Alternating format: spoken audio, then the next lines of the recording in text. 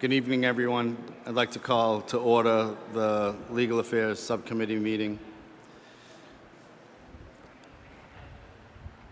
In attendance is Councilor Daigle, Councilor Higgins, Councilor Melville, Councilor Turco, as well as Councilor Manning Martin, Councilor Gould, Councilor Weldon, and Councilor Gamache.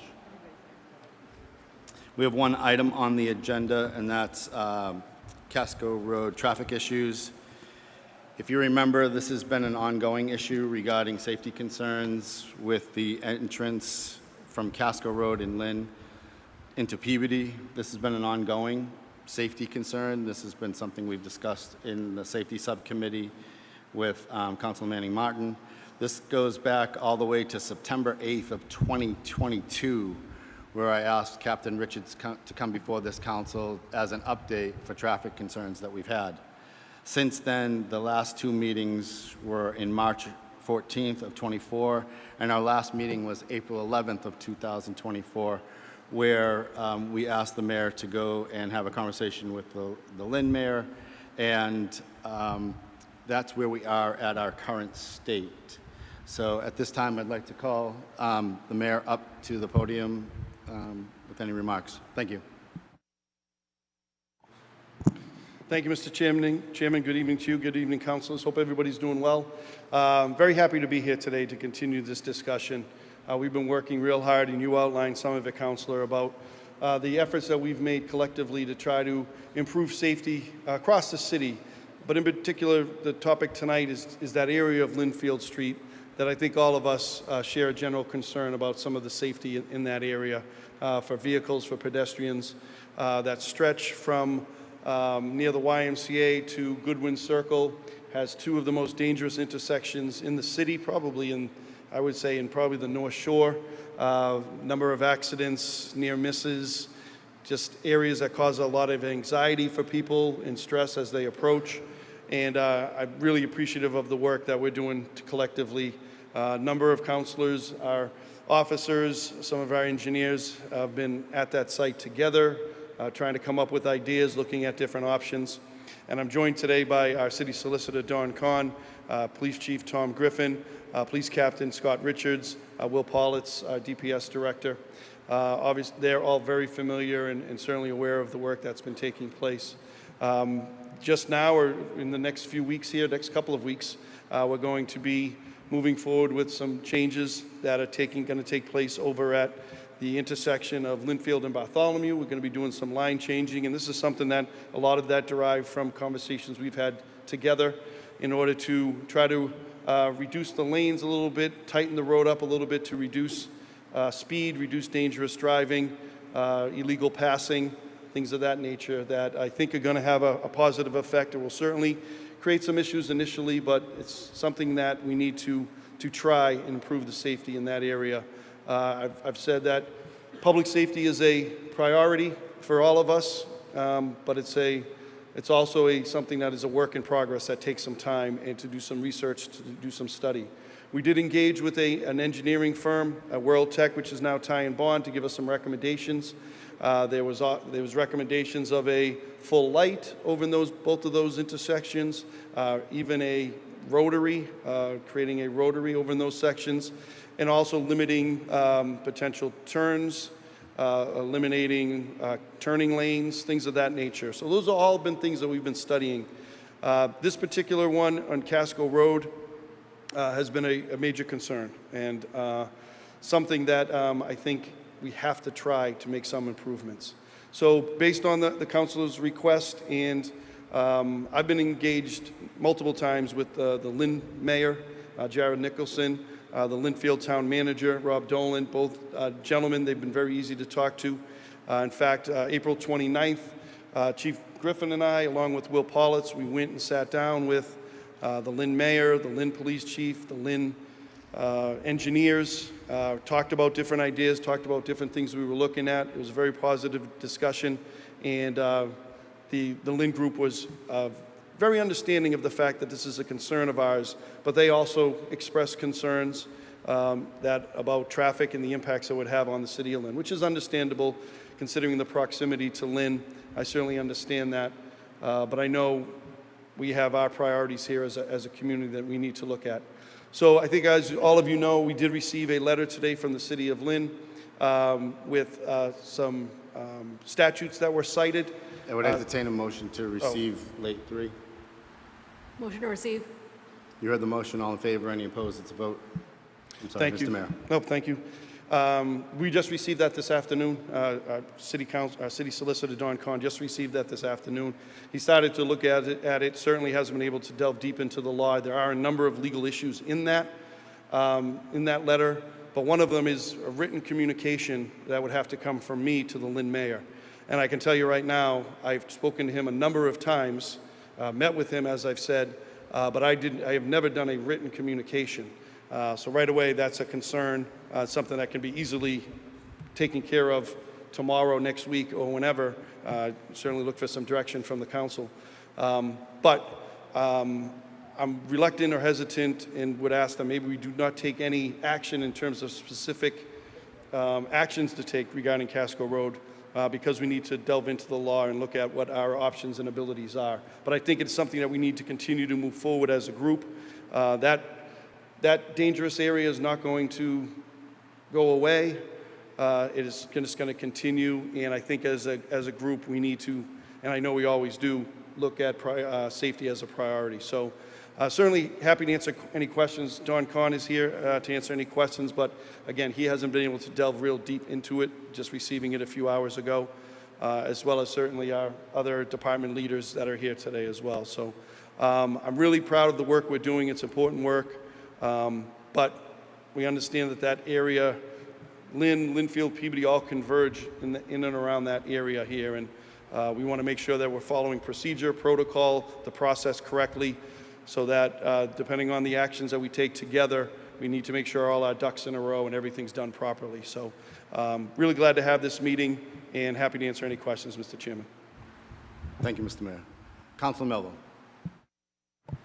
Thank you, Mr. Chairman. So, Mayor, currently there's and I understand you don't want to do anything tonight, but the plan would be to do some sort of striping in that area. Is that the plan? Yep. So right now, just to take a step back, Councilor, in terms of Bartholomew in Linfield, we're doing some striping, adding some fog lines. We're putting in some of those delineator poles that you've seen on Route 114 over in that section to kind of reduce the road and make it a little tighter, and we think will make it a little bit safer. We're looking at doing something similar over at Casco Road, using some delineators, but that's just one of the options. You know, still options that have been recommended for us to look at seriously are a light and a rotary, which I just find hard to believe on that one. So there are options that we've discussed, but one of those options is using a delineator, restricting certain turns.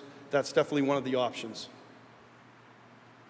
So, but specific to Casco Road, did Lynn have any sort of recommendation? I mean, is their goal the status quo, or did they have something that they were planning on implementing, or is this going to basically be a Peabody, you know, with regards to Casco Road? Are they essentially saying that we either Peabody does something or we do nothing, I guess? I mean, is their goal the status quo is my point? I'm not sure exactly. We presented those options that I've outlined today, really the 3 options. 4, if you consider the 4th option being nothing, but doing nothing. But we did talk about the 3 options. They expressed concern about each of them. There wasn't an option that they presented to us that was not really part of the discussion. We just presented what we're looking at as options. And they just expressed concern about what that impact is on Lynn. Yeah, I mean, I guess my perspective on it, I'd have preferred a letter of what maybe their recommendations might be instead of just a letter of citing state statute on what not to do. So, you know, and I understand why we want to do everything correctly so that when we do something that it sticks. So I respect the idea of holding off, but you know, I think at this point I go by that. I take Route 1 every day to work. That is a bad location, and it's as bad a location as you're going to see in Massachusetts. And the idea of just not doing anything, I can't accept that. I know even, I would say doing just some minimal lines is I would say the minimum thing to do. But, you know, just as a point of reference today, and recently, I've noticed a state police cruiser parked in Goodwin Circle at various points of it. And I think that that's for just basic traffic control. But, you know, I don't know if that's I understand it stops being a state road when you get off at that exit, but I think that it's helpful to have law enforcement, at least there's some sort of presence there. I know there's a blue line, and we've talked about this in the past, on where the Peabody, specific to the Casco Road area, where the Peabody and Lynn divider is, and I know that's sometimes where the accidents end up, you know, when an accident does happen, that kind of identifies who's responsible for it. But, you know, I think that the message that I would like to get across from my perspective is we cannot continue at the current status quo. And the folks that travel out from South Peabody, even the residents of Lynn, it's not fair to them. You know, it's just not fair to anybody going through there. So I think, you know, I respect the idea of tonight doing what we have to do in writing to follow the statute, and I know Don will, Attorney Khan will do his due diligence on that. But yeah, I would prefer us to lean towards action, and I would support that going forward. Thank you. Thank you, Councilor Melville. Councilor Turco. Thank you very much. I'll talk about Bartholomew and Linfield first. You all recall approximately a year ago, maybe two, we got a proposal, as the mayor mentioned, about possibly a rotary or a traffic light. The proposed costs for both were pretty equal at 1.1 million, roughly, Mayor, in that ballpark, around $1 million. You know, I think that was eye-opening to some of us as far as the cost to the city to do that, and we looked at other options. And there's been a lot of discussion about this, as you all know, for a couple of years now, maybe multiple years. And you know, the number one thing we hear in the city is, you know, traffic, and you know, is there a citywide thing that we can do to resolve the traffic? Ultimately, I believe there's not. I think that, you know, we benefit from 114, Route 1, you know, 95, 128. We benefit from that, and we also, you know, have issues because of it. But that being said, I think that each councilor here has done something to address traffic in their specific neighborhoods, in a specific street, in a specific area. Councilor Daigle, you know, with the King Street intersection now. Councilor Peach more recently with issues from the Haven from Hunger. If you remember, a few years ago, we did the slip lane on Linfield Street to 128. And, you know, I look at this, is it everything that we'd like to see at Linfield and Bartholomew? Probably not, but at a low impact, low cost, reversible thing that we can try. I think this is a great plan to start to see if it works. There's nothing there that's permanent that can't be changed at a later date and time. As far as the Casco issue, I think that's a broader issue, as Council Melville said. That's a safety issue for the city of Lynn to say that they don't want to see us do this and provide, you know, the legalese as to why we couldn't or shouldn't do it, and not provide us with a resolution is wrong on their part. You know, a number that came up, and I'm going to ask the mayor, and I think Councilor Gould and Councilor Welton and Councilor Rosendahl may have been there. One of the engineers told us that there were, and forgive me if I'm wrong, 600 left-hand turns taken at Casco Road in a 1-hour period. 600, and I had to ask him again if that was, you know, an accurate. I think you may have asked him also, Mayor, if that was an accurate number, and it was 600 in a 1-hour period. And you're coming off a rotary at higher rates of speed, likely than they should be. I think that section of Linfield Street is 40 miles an hour, if I'm not mistaken, into a major intersection that I don't believe was intended to be a major intersection. One of the DPS, the assistant director of DPS, mentioned it may have been an unintended consequence of that slip lane, where now people know that they could cut out onto Linfield Street, right onto that 128 north and south ramp through the slip lane. That's a possibility that, you know, was an unintended consequence. But here we are today, and you know, we need to do something. That doing nothing is not an option. I think Again, the no left turn ordinance, as the mayor talked about several months ago, was meant to be a temporary 90-day, 120-day, hopefully longer experiment to see if it worked. And I'm just surprised that the city of Lynn doesn't want to work with us, knowing that that is such a safety issue. And I'm glad we have the police department here to speak about some of the accidents that have occurred there. But I think it was the Davises, Councilor Gould, across the street, maybe, that their wall, a few months back, a vehicle went right through their wall onto their property, into their front yard there. And you see more and more of that, both at Linfield and Bartholomew and Casco. So I appreciate the mayor, supporting us with this and coming up with some possible solutions. I hope they work, but again, the point has always been, if they don't work, we'll move on to Plan B, and we could try some other things, and that's the only thing that we can hope for right now. Thank you. Thank you, Councilor Turco. Councilor Manning Martin. Thank you, Mr. Chairman. A couple things, but first, just for clarification, Mayor, you mentioned, could you tell me in the letter where there was something of concern, they said something that you sent them something in writing? Where is that in the letter? Yeah, and I haven't gone through it very deeply. I haven't done a deep dive as well, Councilor, but I did see at the bottom of page 2, under this statute, and again, we have to determine if this statute applies to what we're discussing as a city, but it does say written notice. First, providing written notice. Okay, thank you. So I'll read further into that. So thank you for pointing it out. So, and correct me if I'm wrong. This is what it appears to me to be, and for the public and the folks at home. What we have in front of us is a letter from the Lynn City Solicitor to our city solicitor dictating the actions taken by the City of Peabody's City Council is unlawful. So, and if I heard you correctly, you reached out to them on more than one occasion, 2 to 3 times, to open dialogue, right?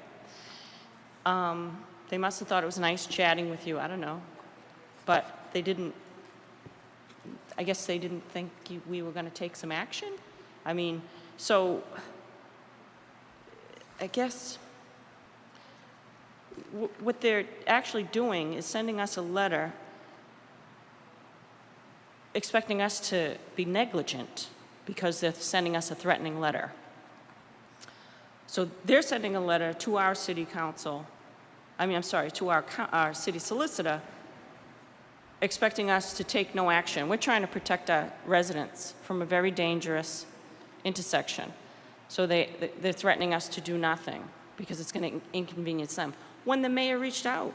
So it appears to me that the only reason they sent this letter is because this council opened up some dialogue about a very dangerous situation in our municipal safety committee, which was reported out in the newspaper. So they didn't heed the discussions the mayor had. They're reacting to our municipal safety meeting being reported out that we were going to take some action and we were going to change some left-hand turns, and we were concerned about the safety of our residents. Sorry, Lynn. We care about the safety of our residents. And if it's going to inconvenience you, as Councilor Turco said, maybe temporary, but we've got to do something. Don't send us a letter telling us that we're acting illegally and you're suggesting or you're demanding that we be negligent. We're not going to do it. So thank you for the letter. We can send a thank you correspondence back, but we've got to do something. And the Municipal Safety Committee took a vote to do something, and I say we move forward. Thank you. Councilor Welton. Thank you, Chair Rosenall. I am not on this committee, but I appreciate the opportunity to talk. As you know, this is a Ward 1 issue. First, I want to thank the mayor for working with us to find whether it's the best solution or not the best solution, a solution that we can move forward with for the Linfield and Bartholomew intersection. I've long held that that's a very dangerous, obviously, intersection there with a number of traffic incidents we've had, so I appreciate that we're moving forward. Hopefully the fog lanes and the delineators work, but if not, I appreciate the commitment to continue to address that. I initially didn't see these two being as interconnected as they were until we had the opportunity, a number of our councilors in the mayor and Chief Griffin and Captain Richards actually walked the road, and during the time that we were there, you could even see, how interconnected both of these intersections are and what a challenge it is there. So I'm absolutely in favor of moving forward. I understand that there's concern from the City of Lynn side, but I think it's incumbent upon us to protect our citizens as best we can. The other thing that I'd like to just offer, and I know I had a chance to briefly mention this to the mayor yesterday, but wanted to raise it here as well in case there's others that might be more knowledgeable than I am on this. But I recently learned that Mayfair Street and Warwick Street or Road off of Broadway, which is what Lynn Street's called once you get into Lynn, has passed a no throughway ordinance. So many of you may be familiar, as I was, anytime I was bringing my kids to a baseball game on either in Lynn or in Swampscott. Those two streets are cut through to avoid the traffic on Euclid, and they have been, as far as I've known, since I've lived in Peabody. The other day, I unknowingly, continued to go through and do my cut-through route that I've used, and I had the Waze on in the background, and the Waze immediately tried to reroute me, and as I looked up, I see there's a no throughway sign there. I believe a lot of the traffic in the left-hand turn lanes are prompted to come through Casco based on Waze, based on ride-sharing apps and the like. If there's an opportunity for us to register that as a no throughway street, and if Lynn really truly wants to be helpful and sort of have some sort of solution that will ensure that safety not only for our neighbors but for their neighbors as well, perhaps there's an opportunity they can work with us to show how we can get those streets listed as no throughway, no right turn, no left turn, whatever the situation might be from where they're coming. And then perhaps that's an opportunity where it reduces the number of turns, the number of accidents and incidents. But I just share that with you because I think that might be something worth pursuing. And again, thank you very much, Mayor, for moving forward with this. I understand it can't be an easy conversation with the mayor. Obviously, he's looking out for the traffic interests of the city, but I appreciate you having our back on this one. Thank you. Councilor Daigle. Thank you, Mr. Chairman. I agree with everything that everyone has already said, and I think Councilor Welton was kind of, I thought he was getting to this additional point that I didn't think of, but all those no throughway signs, I don't know that we were ever notified, and that's here nor there. I agree, and I think if nothing changes, and we can't wait until a fatality happens. So let's try to find a solution to this. So thank you guys. I haven't been super involved, but I appreciate everyone that's put time and effort into it. Thank you. Councilor Higgins. Thank you. Yeah, I have a question about the legality of putting the sign up and if it's our property or their property, but because in the future, thinking forward, these signs, they don't work that great. I agree, we got to do something. I think putting up a sign and making it a no left turn is a step. But I see these signs violated all the time. And on we just recently talked about one on 114 where people are coming down by the mattress firm and the Verizon store there, and there's no left turn. And sure enough, only 2 weeks after talking about it here at council, I watched people take a left-hand turn, and it's super dangerous to do that. Because forward thinking, I would prefer to really put a stop to this. Some sort of curbing, berm, an island, absolutely directing people coming from Casco Road that they absolutely have to go right or they're going to destroy their car. That would be a permanent solution, but I don't know that that's possible. So I'm a little concerned about this letter from the city of Lynn and where we stand on that, if they'll most likely enact on this. Are we in good standing? Do we have written documentation of contacts with them so that we're well protected? So our city solicitor has not had time to really review this. We literally got a late communication around 2 o'clock this afternoon. So I'm not going to look for a motion or resolution coming out of subcommittee this meeting. but I will request the first meeting we come back into session, that we have a legal affairs meeting, that this is our only priority and our only meeting, and that by that point, we will have communication that the mayor can then send a legal notification, and I will have discussions with Attorney Khan to make sure we have all of our ducks in a row, all of our I's dotted and all of our T's crossed, so we can move forward in a safe manner. I do agree with you, Councilor Higgins, if we just put striping and that'll get run over faster than you could say boo. If we're going to do a no left turn onto Casco and out of Casco, and if it's going to be temporary, my recommendation would be similar to on Lowell Street or what they just did on 114, where they have those pylons that could easily be removed if it's not effective, but it's something that literally is blocking your way of doing what we do not want to happen.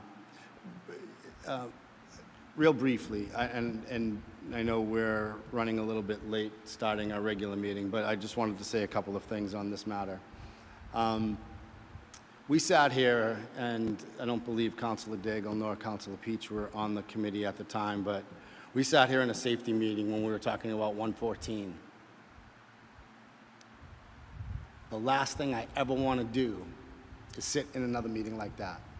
That was a safety meeting because somebody passed away on 114. Instantly, the state got involved, and there were delineations, there was changes. It was immediate, it was swift. We've been talking about this for over 2 years. We've walked it, as Councilor Welton has said. We've had traffic studies. We can't sit on this anymore. The safety of our residents are way too important, at least to me, and I think to our entire council. So we need to see the validity of what this letter says, and that's what Attorney Khan will do for us. But we need to do something. The definition of it is insanity, is doing nothing and expecting a different result. And we need to move forward on this instantly. Councilor Higgins, you still have the floor. Yes, I appreciate those comments. I just want to be clear, I'm fully supportive of what we're trying to do here. I'm just thinking of the future. Absolutely, I appreciate that. Councilor Turco. Thank you, Mr. Chairman. Hearing you, and we had talked earlier about this, about possibly continuing, and issue just popped in my head that we're not going to be back from session until August 22nd. It's 3 weeks for the ordinance to take effect. Now we're into late September, so our trial period, Mayor, would be October, November, December, which is a horrible trial period at the beginning of winter. And I wanted to, I guess if that's our option, but I almost feel as though, did the clerk have something to add to that? Go ahead. Yes, if you'll yield, I'll actually defer to Clerk Danforth. I will yield temporarily.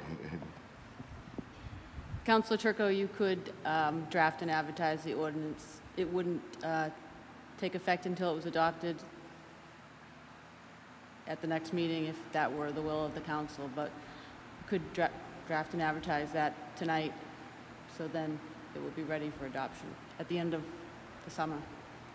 So thank you very much, Madam Clerk. So I think that'd be a question for legal, is if we draft and advertise it, we are still in potential violation if we haven't actually taken any action other than to advertise it.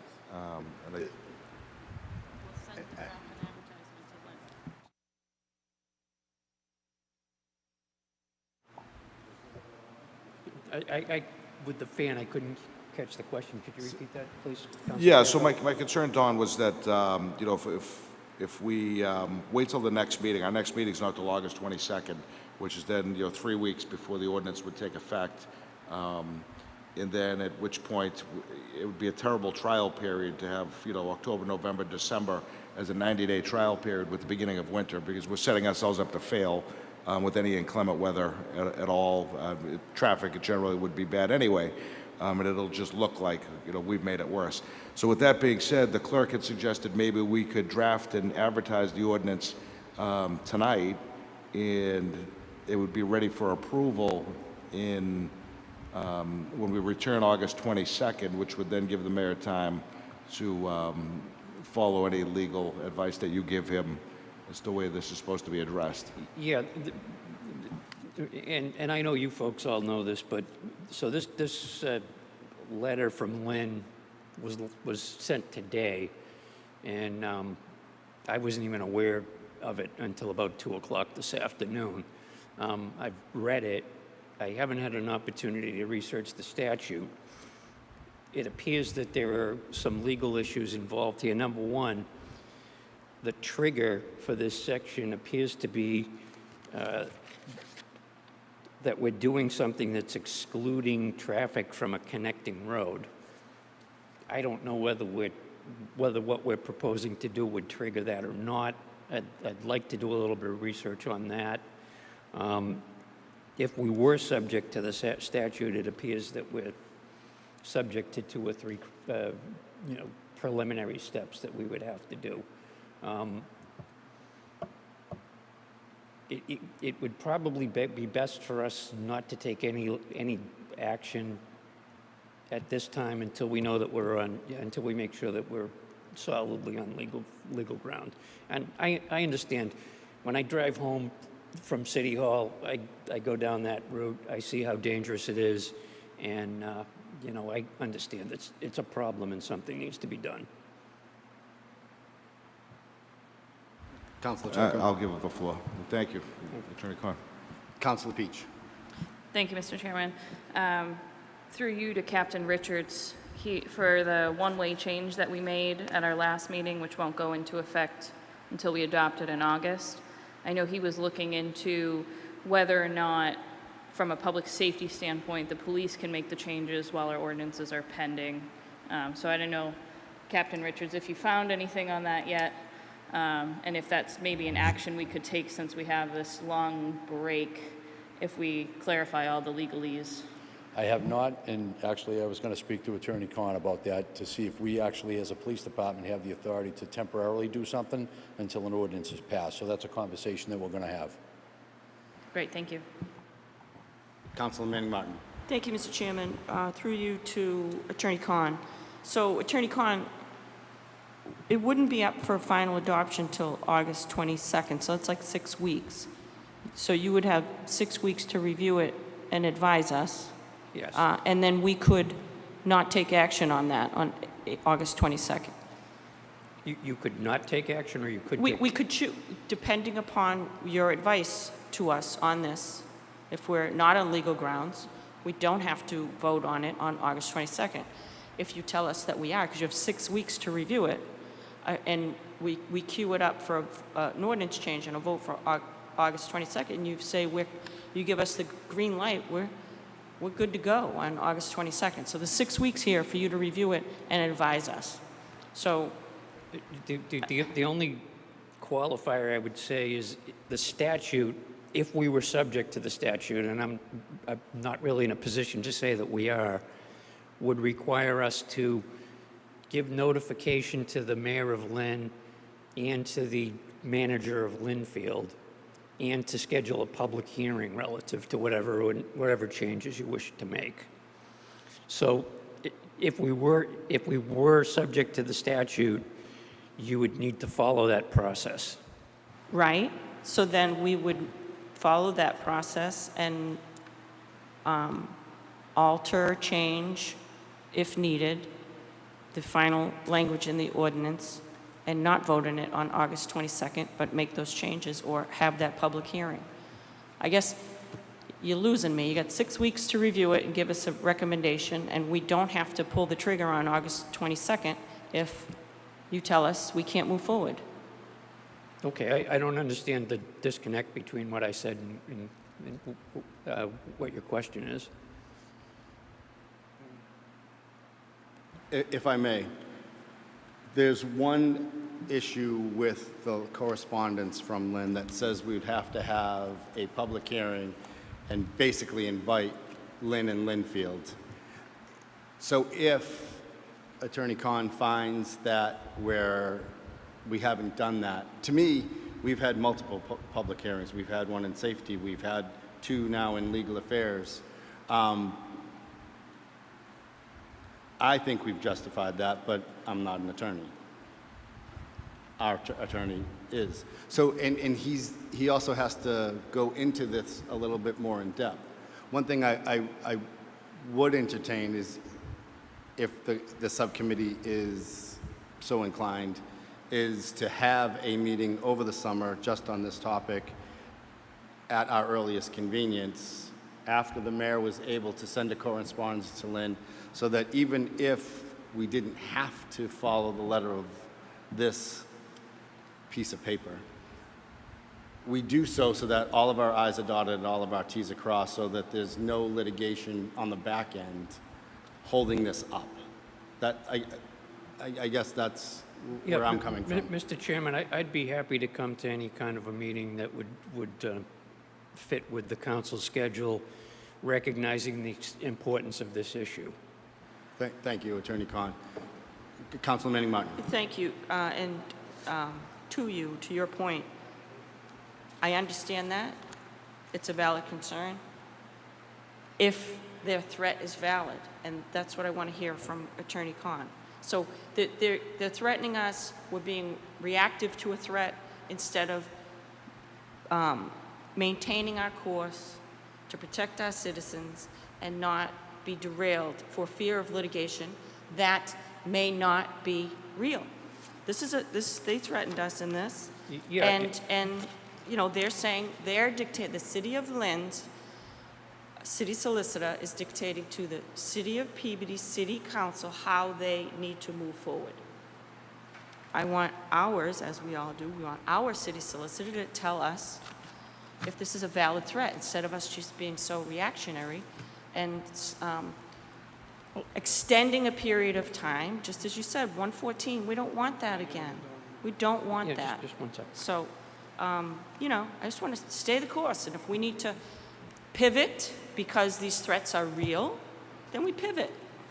But I don't pivot on threats, so thank you. Yeah, Thank you, Councilman Martin. respectfully,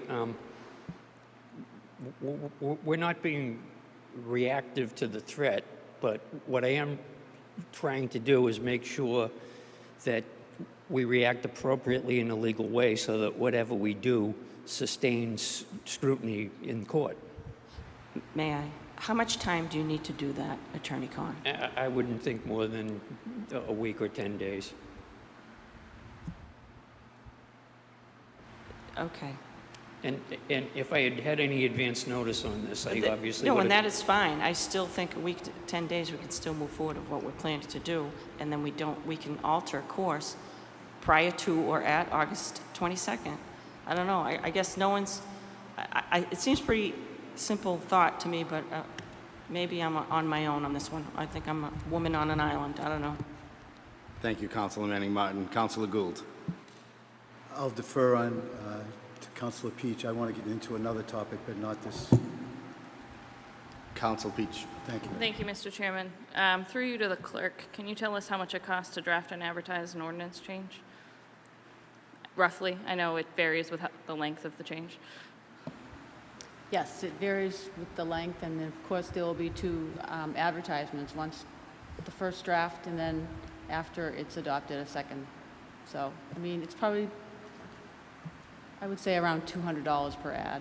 Okay, thank you. So I agree with Councilor Manning Martin. I think we can take an action tonight that can be halted if this statute is actually triggered. We don't know whether this statute is triggered where we need to have a public hearing and have notice in writing.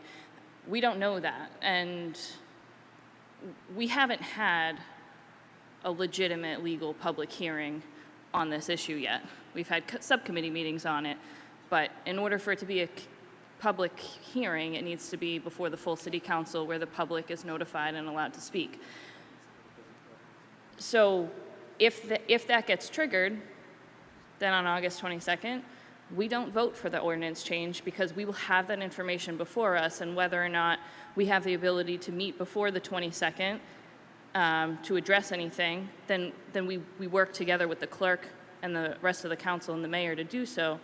I would think we vote to draft and advertise, because if in a week to 10 days, Attorney Khan tells us, yep, actually this isn't triggered, then we just wasted 6 weeks. And after 6 weeks, it's another 3 weeks. And then you have to notify with the boards for 2 weeks before you make any changes.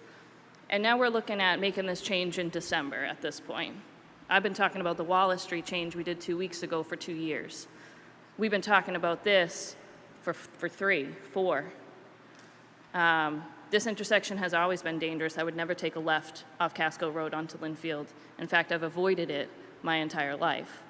I would be in favor at a full council to draft and advertise the change. Thank you. Mr. Mayor, would you like to respond? I have concerns about that action, but Attorney Khan says that he thinks that that'd be fine action to take. So, will of the council, let's move forward as the council wishes. Councilor, Thank you. I'd be willing to make the motion, Mayor, and I understand your reluctance, but I also fully understood Councilor Manning from the beginning when she said, if we don't do anything on August 22nd, then no harm, no foul. We just don't pass the ordinance as it's, I mean, all this is newspaper fodder for tomorrow morning, at this point. And, Right. you know, I'm okay with that. So if anybody, no further comments, I would move forward with a motion to amend, draft, and advertise. Hold that motion just for one moment. There are 3 other councilors I that just would have a like point to of speak. information. Council Melville. Chairman, it sounds like, I missed it, but do we have an ordinance that we have ready to go? You got it? Okay, that's what I need to know. Thank you. Councilor Gould. Thank you, Mr. Chairman. As everyone knows we've met a number of times on this topic, the mayor, 3 or 4 councilors. I've always been a proponent of a light there, not of the striping and staggering. Mr. Mayor, was there any conversation with either Lynn and Linfield about a light? I did bring that up. Did they not want to go forward on sharing a light, or? There was a discussion of money and it never went any further. So that's not into play for us. We're just strictly going with the temporary striping? So I think that's what the ordinance change is. You know, my legal mind, I always worry about technicalities and things, but I think the substance that Councilor Manning Martin is talking about is correct. I mean, I think we have to do something. I always worry about language and things like of that nature and stuff, but I do think we have to take some action. I will say that the mayor has been a gentleman, and he says he wants to work with us and maybe try to come up with some ideas. But I think we're on more of a time frame that we want to see something happen. So yes, one of the options we did talk about was a full light there, a rotary there, and the delineators with the striping, but nothing really was decided certain at that time. It was just a discussion. We presented what we're looking at. Thank you, Mr. Mayor. Thank you, Chairman. Any further discussion? Councilor Manning Martin. Thank you, Mr. Chairman. Yes, I just wanted to thank you, Mayor, for supporting the City Council in our work. So this is definitely a partnership that we need at this time to move forward in order to do the right thing by our residents, and I really appreciate you backing us up. Thank you. Councilor Turco. Thank you, Mr. Chairman. Move to amend, draft, and advertise Section 19-31, streets on which left turns prohibited by adding Casco Road, entering Linfield Street, and from Linfield Street, entering Casco Road to the ordinance. So moved. You heard the motion by Councilor Turco. Any further discussion? Seeing none, roll call vote. Councilors Turco, Yes. Melville, Yes. Daigle, Yes. Higgins, Yes. Rozignol. Yes. Motion carries 5-0. I would now entertain a motion to adjourn. Thank you, Council. Adjourn. You heard the motion. All in favor? Any opposed? Let's vote.